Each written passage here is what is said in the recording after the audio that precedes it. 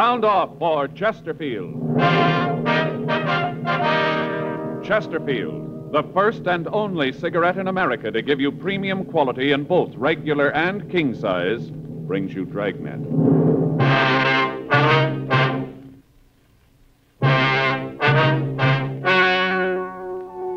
Ladies and gentlemen, the story you are about to hear is true. The names have been changed to protect the innocent.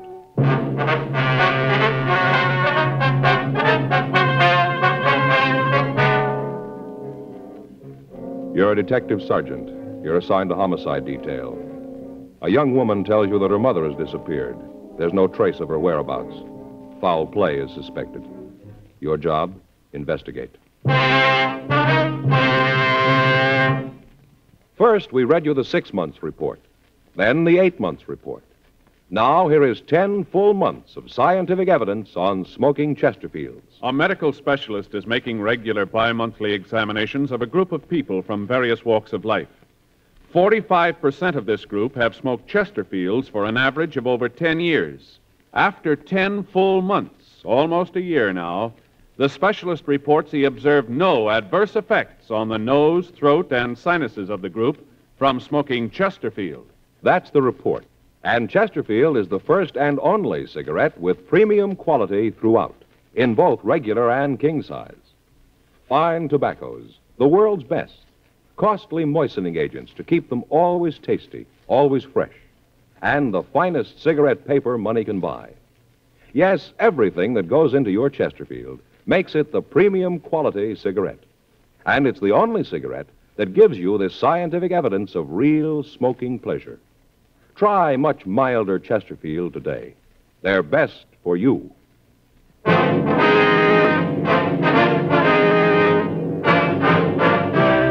Dragnet, the documented drama of an actual crime. For the next 30 minutes, in cooperation with the Los Angeles Police Department, you will travel step by step on the side of the law through an actual case transcribed from official police files. From beginning to end, from crime to punishment, Dragnet is the story of your police force in action. It was Tuesday, August 5th. It was hot in Los Angeles. We were working the day watch out of homicide detail. My partner's Frank Smith. The boss is Thad Brown, chief of detectives. My name's Friday. We were on the way out from the office, and it was 10:46 a.m. when we got to 4298 North Estrella Street. The front door. Hot. Yeah, it sure is. Yes, Mrs. What's her name? Randall, Ella Randall. Mm-hmm. Did she say what this was about? I just said that her mother had disappeared. She wanted to talk to us about it. Uh-huh. Yes? Ms. Randall? Yes, that's right. Police officers, ma'am. Oh, yes, come in, won't you? Thank you. Thanks, ma'am. Warm out. I think I'll leave the door open. Hope the flies don't come in. My name's Friday, Mrs. Randall. This is my partner, Frank Smith. How do you do? How you do, ma'am? Could you tell us just what it is you want to see us about? Well, of course. Sit down, won't you? Thank you, Miss Randall. Would you like some tea or something? I have some ready in the kitchen. No, thanks. Just what was it about your mother, Mrs. Randall? Now that you're here, I guess maybe I could be wrong about it. I was so sure. Well, just what is it, ma'am? Well, Mama's gone. I don't know how long it's been, but she isn't with Papa. Well, what's your mother's name, Ms. Randall? Bertha Schroeder. My father's Henry. Uh-huh. What makes you think that there might be something wrong? You said on the phone that you were pretty sure that something had happened to her. Well, yes, I guess I ought to start at the beginning. It's kind of a dull story, but maybe it's the best way. All right, ma'am. You sure you wouldn't like a glass of iced tea? No, thanks, ma'am. Thanks just the same. Mind if I get some? Just take a minute. All right. Hey, it's a nice place, huh? Yeah, it is. Sure decorated nice. Hey, look at those trivets. What? Trivets. Those little things over the fireplace, those brass trivets. Yeah. Faye's been wanting some of those. He used to use them to hold irons. You know, they get hot, and you put them on the ironing board so they won't burn the cloth. Put them on those things. Yeah. I brought a couple extra glasses in case you decided you wanted some. Well, if you just go ahead with the story, Ms. Randall. Yes, well, to understand it, really, you'd have to know Papa. Mm-hmm. He came over to this country when he was just a boy, only about 16 or so. Landed here and couldn't speak more than a dozen words of English. Went to work in New York. Worked as a construction man. Worked hard. Met Mama there, and they got married. Right after that, they moved out here. Bought a house, and Papa went into business for himself. Yes, ma'am. Well, maybe it was the life he'd had when he got here. I don't know, but he always treated Mama like she was so much dirt. Mean. Time went on, he got meaner to her. Remember when us kids were in school, he used to yell at her all the time. He'd get in the mood, and he wouldn't talk to any of us for days at a time. Is that so? I never knew how Mama took it. She never said anything, just stand there and let him scream at her. And when he was finished, she'd just kind of shrug her shoulders and take his kids out of the house, walk around for a while, and then go back to the house. By that time, Papa was so mad he wouldn't talk to anyone. Go ahead. Well, all of us kids married young. I got married when I was 16. The rest of the kids weren't much older than that. Papa didn't want us around after that. Said for us to get out and make our own way. Said that we had to. So there's no reason that we shouldn't.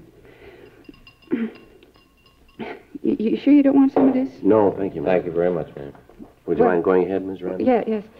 A couple of months ago, I tried to call Mama. The operator told me that the phone had been disconnected. Beg your pardon? The operator told me that the phone had been disconnected when I tried to get hold of Mama. I see. Now, I waited a couple of days. I figured that maybe she'd call me. Yes, ma'am. Well, she didn't. You see, once we were out of the house, none of us went back. Papa's retired, and none of us wanted to see him. It's a terrible thing to say, Mr. Friday, but it's true. Ma'am? We all hated him, all of us kids, for what he'd done to us, the beatings and all, but most for what he'd done to Mama. She was only 52, and she looked like she was 92. It was terrible the way he treated her. I see. And like I said, we'd never go over there, but Mama come to see us whenever she could. She'd come over, visit for a little bit, talk about the kids and things. Yes, ma'am. Well, I didn't hear from her, and I got a little worried that maybe she was sick. If she was, I know that Papa wouldn't tell us, so I went over to the old house, and I rang the bell. I was kind of braced because I thought I'd see Papa and there'd be an argument, but there wasn't. Ma'am? No argument. Oh. Papa didn't answer the door. Some young woman answered it, and I asked if I could see Mrs. Schroeder. Right away, I knew there was something wrong. Well, how was that, ma'am? Well, I could see inside the front door. The living room had all been changed around. There was new furniture. It looked like the walls had been painted, too. Mm-hmm. What did the woman say when you asked for your mother? She said they didn't live there anymore. Said that they'd rented the house, and that they'd been living there for the past month. Mm-hmm. Well, at first, I don't think I believed her. I asked her who rented the house to her, and she said Papa did. Then I asked her where he was. What'd she say to that? Well, she gave me his address. I went over there to talk to him. It was a little tiny apartment just off La Brea. He said that Mama was gone. I asked him where she'd gone, and he said that she was on a vacation. Mm-hmm. Well, I know him well enough to know that he'd never let her go away. Be no one to darn his socks and keep the house clean. Yeah? I wanted to know where she'd gone in this vacation. He said back to the old country. Said she wanted to see her family. He said that they'd gotten a letter from her sister that she was sick and wanted to see Mama. Mm-hmm. Well, right then I called him a liar. Told him right to his face that he was lying. I kind of thought that he'd hit the ceiling, but he didn't. He just smiled and said that I had no call to say anything like that. He asked me why I said it. What was that? You thought that he'd hit what? Well, I thought that he'd hit the ceiling when I Oh, said I that see. to him, Yes, when I ma'am. called him a liar, I mean, Mm-hmm. I told him that if Mama had left, she'd have written, maybe not to me, but to one of the kids. I called around, and when I didn't hear from her, none of the kids had either. They were all worried about her, too. I see. Well, what did he say to that? He said he couldn't understand it, so that he'd gotten a letter, that he'd gotten it not more than a day or so before, that she'd arrived safe and was having a wonderful time. This was a letter. Yes, this was a letter he got from Mama. Well, I told him I thought he was lying. Then he said that he'd show me the letter. Well, did he? Well, yeah, he showed me the letter, but he wouldn't show me the envelope, just the letter. He said he'd thrown the envelope away. Well, was the letter from your mother, ma'am? Well, sort of from the words it was. Told all about her trip and how she was enjoying herself. Said that she was with her sister and that she was getting better. And then she went on to tell how much she missed Papa and all. Uh-huh. Well, right away, I could tell that it wasn't Mama's handwriting. She never wrote that letter. Beg your pardon? I said that I knew it wasn't Mama's writing on that letter. Yeah, well... Well, that's when I thought about calling you. Then later I remembered something, and then I made up my mind about calling you. What was that, Miss Randall? Well, Mama only had one sister living. She died 3 years ago. 11:13 a.m. We continued to talk to Ella Randall. She told us that she was sure that her mother would not have gone off of her own free will.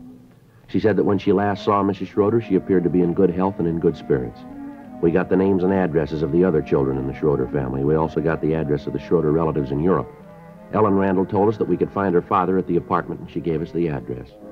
12:15 p.m. Frank and I drove over to see him. This is ridiculous, utterly ridiculous. Well, maybe so, sir, but we'd like to see the letter that came from your wife, if we could. Officer, I'd like very much to show it to you. Really, I would, but I can't. Why not, sir? For the reasons that I haven't got it anymore. I destroyed it, burned it a couple of days ago. Who's your wife staying with, sir? It was her sister. Uh-huh. Well, from what we can find out, sir, your wife's sister died 3 years ago. How could your wife be staying with her? Oh, all right, I suppose I might as well tell you about it. Doesn't seem to be any other way. All right, sir. Go right ahead. First off, my wife is not in the old country. She's not with her sister. What you heard is true. Uh-huh.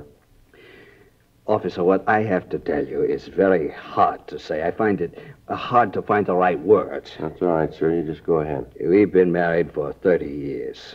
30 years, man and wife, and then she did this. Almost broke my heart, officers. Is one of you married? Oh, yes, sir. My partner here is. Then you'd know what I mean. You'd know how it is. Sir? She left me. Packed her things and left. Didn't give me any reason. Just said she didn't want to be my wife anymore. Said she didn't want to share my roof. Just left. 30 years. All that time, and she left. What kind of terms were you and your wife on, sir? What do you mean, this term? Well, did you and your wife get along all right? Were you happy? Certainly. As I said, we were married 30 years. Yes, sir, I understand that, but did you ever have any quarrels? Sergeant, all married people have quarrels. Maybe the house isn't clean. Maybe dinner isn't big enough. Maybe the children get too loud. All married couples have quarrels. It's part of living together. Well, from what we understand, sir, some of the arguments you and your wife had were pretty serious. The people who said that are liars. They seem pretty sure. Liars, that's what they are. Oh, sometimes maybe I'd forget myself, get a little loud, but serious, never. How'd you get along with your children, Mr. Schroeder? My children? Yes, sir, that's right. How'd you get along with them? All right, they were a little wild. All children over here are like that, wild. They don't respect their elders, but I got along good. There seems to be a difference of opinion on that, too, sir. We've heard that you and your children weren't on too friendly terms. And you believe this? You think that this is true? Mr. Friday, Mr. Smith, these were my own flesh and blood. I loved them, still do. Maybe that sounds hard to believe. I can imagine what you've heard. I know. I've heard about this before. I know who told you. You didn't think I'd know, but I do. It was Ella, wasn't it? Wasn't it? Who told us isn't important, sir? But it is. You see, this is very hard for me to say.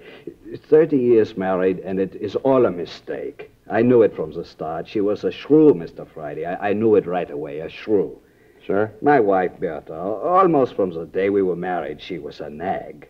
All I wanted in life was to do a day's work and come home and read the paper, maybe have a pipe of tobacco, rest, work, and have my home.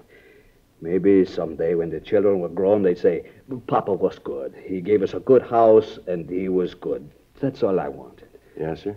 Bertha didn't want that. Always wanted more. For the children, she said. When I wouldn't kill myself at work, she'd get angry, talk loud to me. All I wanted was peace. When the children came along, she taught them just like her.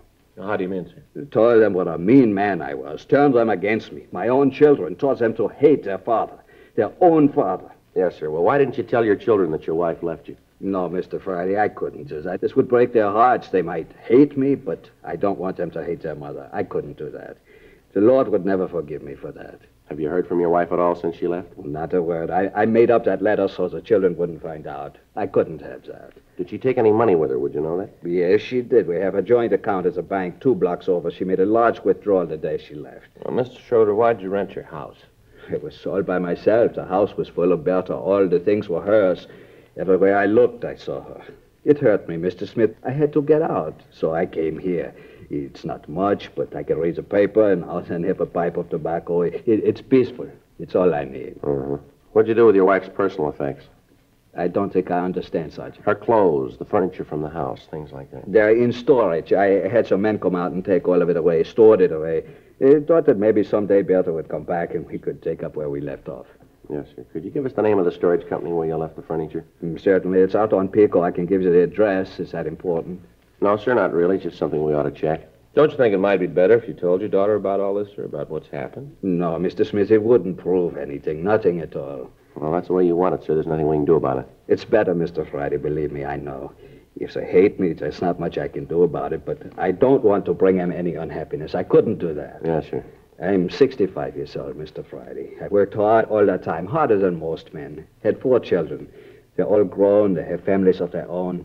All this, and I've got nothing. Nothing but lonely days and empty nights. Yes. It's an awful thing, just awful. Sir? To work all your life and have nothing to show for it.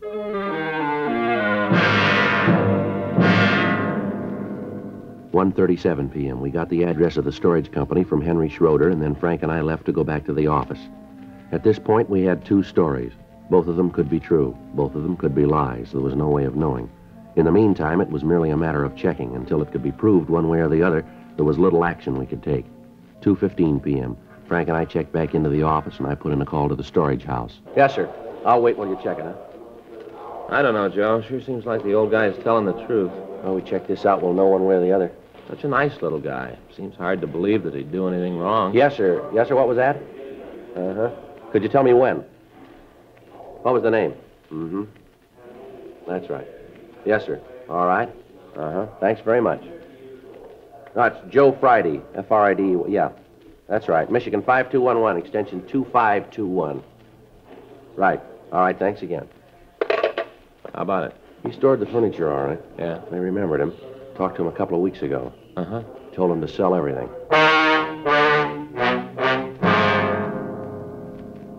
We drove out to the storage house and talked to the owner. He said that Schroeder had called them out to pack the furniture, and then he ordered it stored. A week later, he called back and told them to dispose of all the furnishings and personal effects. We called Schroeder's bank, and they told us that there'd been no large withdrawals on the date of her disappearance. Also, she'd drawn no checks since. We got in touch with the other children, and they verified their sister's story. They all said that the father was hard to live with and had on several occasions struck Mrs. Schroeder. They told us that it was possible that she had left her husband, but that she would certainly have gotten in touch with one of them if she had. They said that as far as they knew, Mrs. Schroeder was in good health, and she was in good condition mentally. One of the daughters said that they were planning on a shopping trip to buy school clothes for one of the grandchildren. The woman went on to say that as far as she knew, Mrs. Schroeder would not have left without saying something to her about not being able to keep the appointment. We got in touch with Ella Randall. She said that she would like to accompany us when we talked to the neighbors of the Schroeder woman. She said that she could point out her mother's friends and that she would be able to trace her mother's movements about the neighborhood for us. 4:15 p.m. We picked her up. We talked to the neighbors, and they told us of hearing loud voices coming from the house. They said that Mr. Schroeder was always angry at his wife, and he made no attempt to hide it. 7:30 p.m. We went on to talk to the people who had rented the Schroeder home. Come on in. Thank you very much, Mr. Armstrong. He's my partner, Frank Smith. This is Mrs. Randall. Yes, Mrs. Randall, I've met before. How are you, Mrs. Randall? How are you, Mr. Armstrong? Well, what's this all about? We'd like to ask you some questions about the Schroeders, if we could. Well, Mrs. Randall here would be able to answer them better for you. They're her parents. Well, yes, sir. We'd like some information from you, if we could. All right, go ahead. Don't think there's much I can tell you. Did you see Mrs. Schroeder when you rented the house? No, come to think about it, I didn't. Mr. Schroeder talked about her, but I didn't see her when we took the house. Uh-huh. How'd Mr. Schroeder act when you rented the place? I don't think I understand. Well, did he seem upset? Anything at all unusual about him? As a matter of fact, there was. What was that, sir? Well, the house was kind of old. You know, paint missing from some of the woodwork. Some of the paper was a little faded, and we asked him if he planned to fix it up before we moved it. You know, if he'd foot the bill. Yes, sir. We understand. Well, right away, I kind of expected an argument. He just seemed like that kind of a guy. You know, who wouldn't spend a nickel he didn't have to. Mm-hmm. It wasn't like that. Just smiled and said anything that we wanted, he'd have done. Real nice. Sure hasn't caused any trouble. Of course, there's no reason for him to. We pay the rent on time, take care of the lawn and the flowers. I think we're pretty good tenants. Sure is a difference.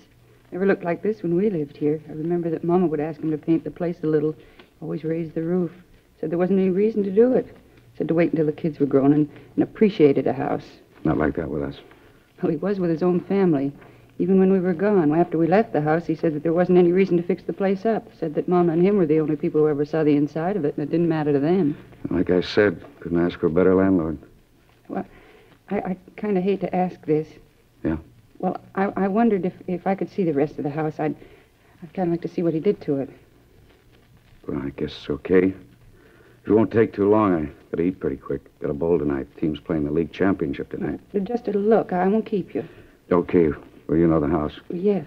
This is the living room. Bedrooms are down the hall. This is dining room. Oh, pretty paper. It made Mama so happy to have this. Here's a bath. All new tile, just beautiful. Yeah, it makes it nice. Mm. It's a master bedroom. This was Papa's room. Sure is nice. Oh, look at the pretty curtains. Those are ours. We said he'd put drapes in every one of them, but Oh. Sally, it's a wife. She likes curtains. Uh-huh. I do, too. Use this for the oldest boy. This was Mom's room. Oh, it's just beautiful. That's a beautiful carpet. Yeah, he put that in, too. Didn't even have to ask for that. It's own idea. Wall-to-wall carpeting. Mama always wanted it. The only room in the house that has it. Do you have a cellar in this house, Mr. Armstrong? Yeah. We use it for the freezer. Sally puts up canned goods in the summer. Keep them down there. I wonder if we could see it, please. Sure, but there isn't any change down there. He didn't do anything with the cellar. Yes, sir. It's all right, though. We'd like to see it. Oh, sure. Like to make it fast, though. I gotta eat, you know. Yes, sir, we understand. It won't take very long here. Church down this way. Had to run electricity down there for the freezer. I guess he'd have done it, but it was just an extension cord. Thought about having it done permanently, but no real reason to. I understand. I'll go ahead and get the light. Yes, sir. You want to wait here, Miss Randall? Why? Well, no reason, ma'am. We just thought it might be better. Well, all right. I'll wait in the living room. All right, thank you. Come on, Frank. Yeah. Not very big, just room enough for the freezer and a few shelves. Uh-huh. Cement floor, huh? Yeah. Frank, Yeah? you want to swing that light up here? I want to check something here. Oh, sure. What's this room under, Mr. Armstrong? I mean, what's above it? Let's see. That'd be the master bedroom about to there. Uh-huh. The room next would begin there. That'd be Mrs. Schroeder's room, wouldn't it? From what Mrs. Randall said, yeah. Uh-huh. You got a piece of paper, sir? I'd like to get up on the freezer. I don't want to scratch it here. Why, something you want? Well, I just like to look. Have a piece of paper, cardboard, anything, cloth? I don't see any. You go ahead. Just don't scrunch your feet around. It'll be all right. All right, sir.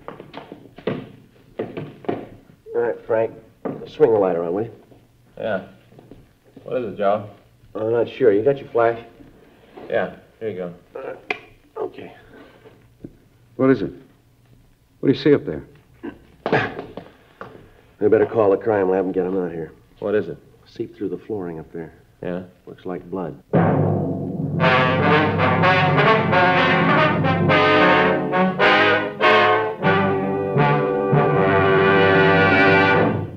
You are listening to Dragnet, the authentic story of your police force in action.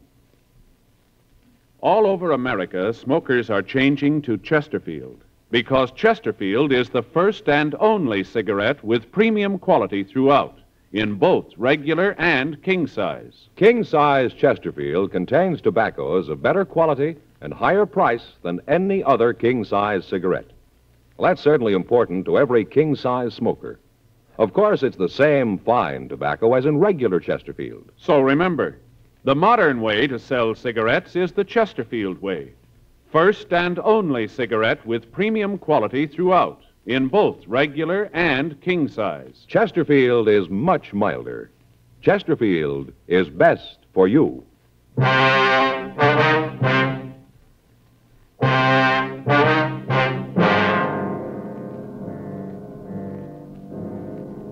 8:14 p.m. The crime lab was called, and they came out to go over the place. A benzidine test was run on the stains, and it was proved that they were blood stains. The carpet in the bedroom was removed, and additional stains were uncovered. Frank and I checked the cellar floor, but it was solid, and there was no evidence that any part of it had been torn up. A preliminary check was made of the yard, but we found nothing. The next morning at 7:58 a.m., we called the crime lab. They'd finished their investigation and told us that the stains were made by human blood.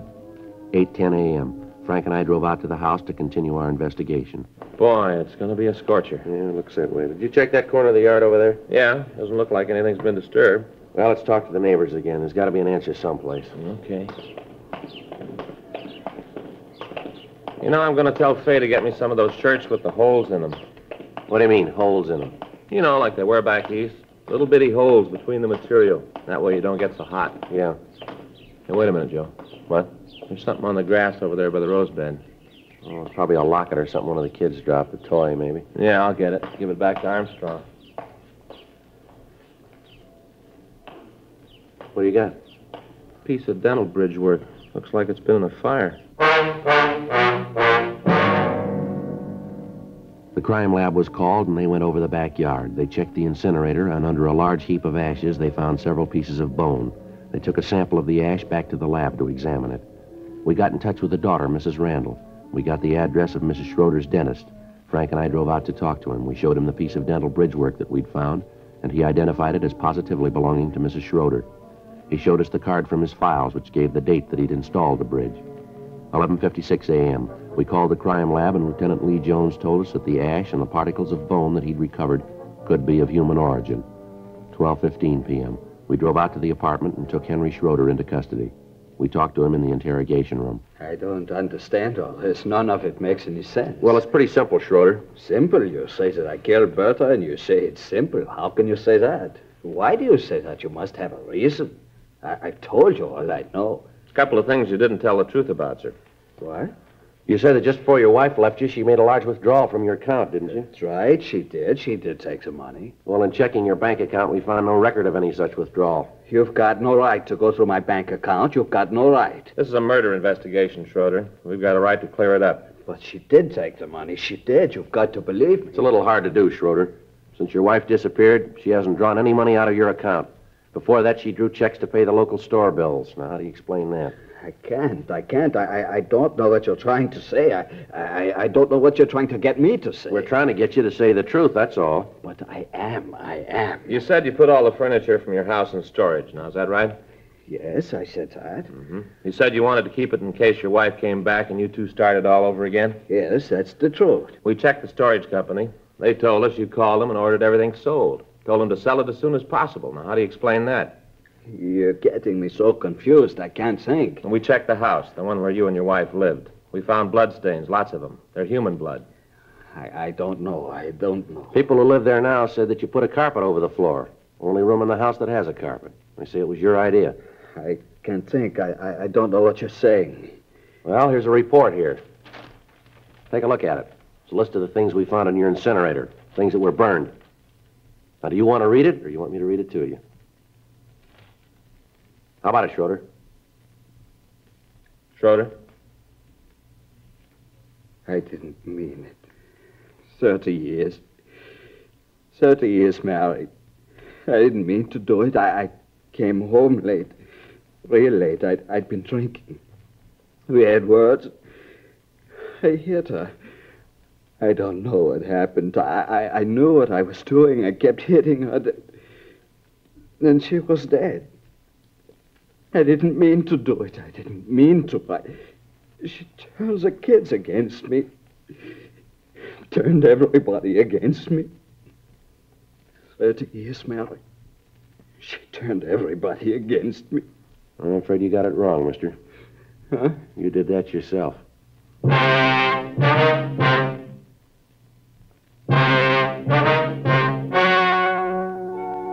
story you have just heard was true.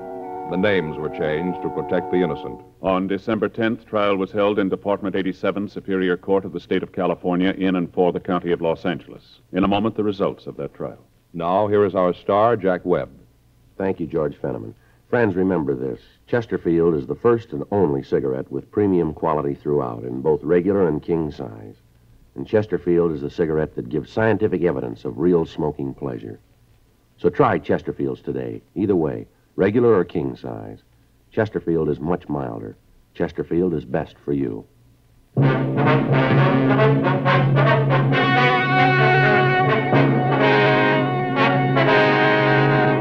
Henry Rudolph Schroeder was tried and convicted of murder in the first degree. He was executed in the lethal gas chamber at the State Penitentiary, San Quentin, California.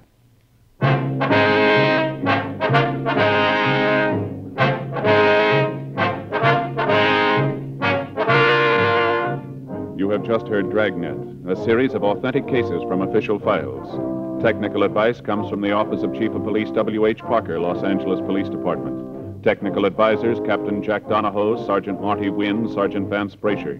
Heard tonight were Ben Alexander, June Whitley, Harry Bartell. Script by John Robinson. Music by Walter Schumann. Hal Gibney speaking. For a million laughs, tune in Chesterfield's Martin and Lewis show Tuesday night on this same NBC station. And sound off for Chesterfield, regular or king size. You'll find premium quality Chesterfields much milder. Chesterfield is best for you. Chesterfield has brought you Dragnet, transcribed from Los Angeles.